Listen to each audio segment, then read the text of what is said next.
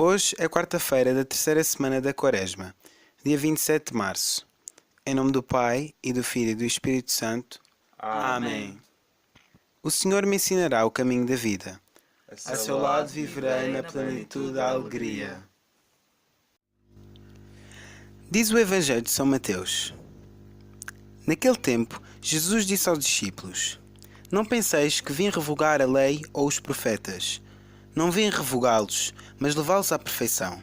Porque em verdade vos digo: até que passem o céu e a terra, não passará um só jota ou um só ápice da lei, sem que tudo se cumpra. Portanto, se alguém violar um destes preceitos mais pequenos e ensinar assim aos homens, será o menor no reino do céu.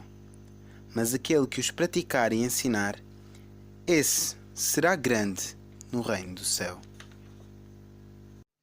Deus, na sua palavra de hoje, diz-nos que a lei dada por ele a Moisés não é uma prisão que nos censura e nos priva de viver a liberdade.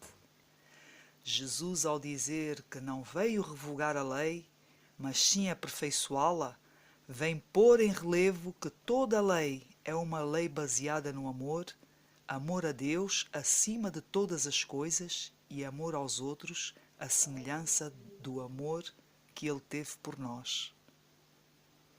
É cumprindo os mandamentos que nós encontramos a liberdade plena. Os mandamentos são para nós como sinais de trânsito que nos levam pelo caminho que nos conduz à felicidade. Jesus é o caminho.